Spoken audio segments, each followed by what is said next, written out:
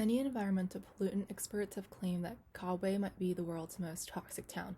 In this video, we're going to be talking about the history behind and risks of lead poisoning in Kabwe, Zambia.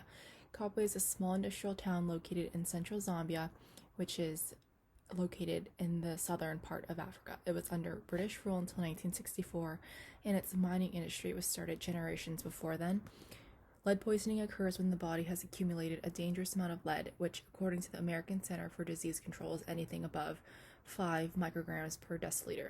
There is a variety of mechanisms that lead takes to sicken the body, with the most common being damage to the brain and nervous system. Very high levels of lead poisoning can lead to cancers, seizures, comas, and even death. The effects of lead poisoning are currently irreversible. Therefore, lead poisoning is an important issue that must be studied, especially in Kabwe, where many experts have agreed could be the world's most toxic town due to its lead contamination. And here's the table of contents for the slideshow. The main objectives of this short video will be to explain how Kabwe has become such a hotspot for lead poisoning and how that has affected the citizens of the city, and attempt to understand via data displays exactly how much lead the community has had to deal with.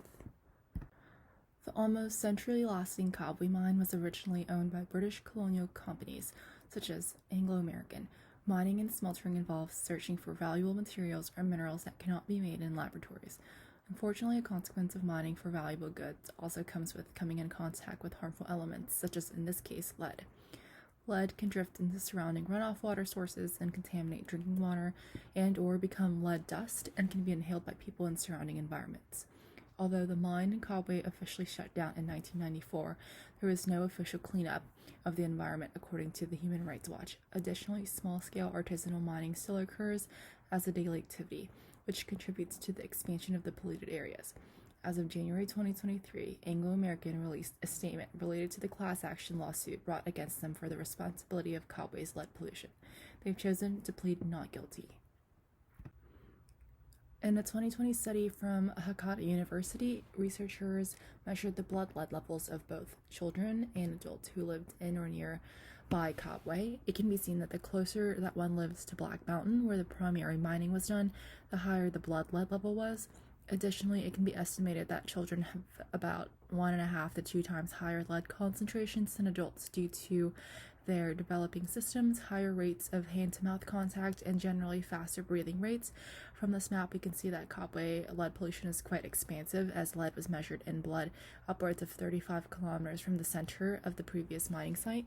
Those living in the neighborhood of the mining site, both children and adults, were measured to have upwards of 65 micrograms per deciliter. From a recent study in 2022, the University of Zambia measured the blood lead level of citizens and categorized results by neighborhood.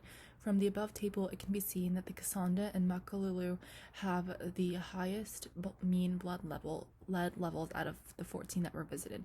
These two neighborhoods are the closest that are west of the main mining site.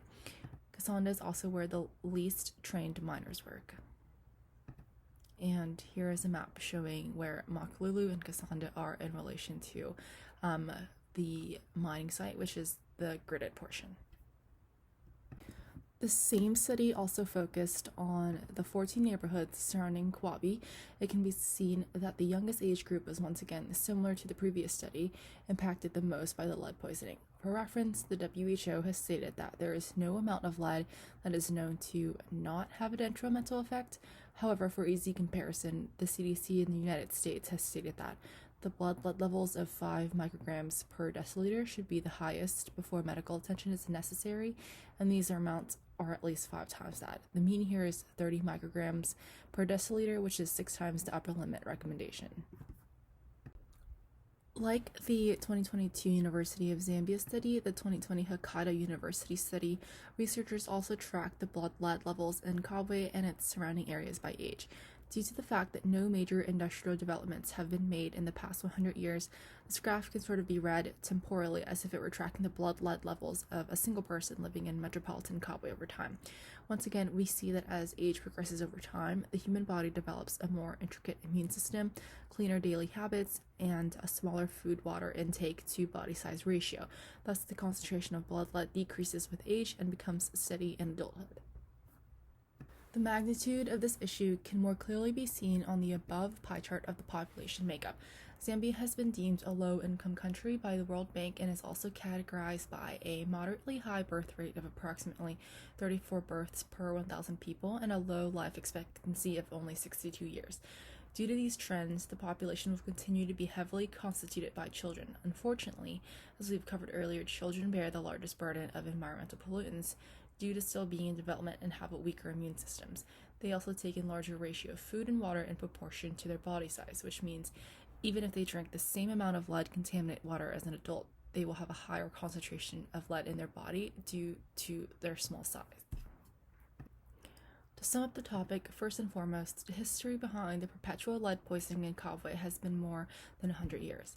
Due to the fact that no parties have claimed responsibility, there has been no effort of a comprehensive cleanup.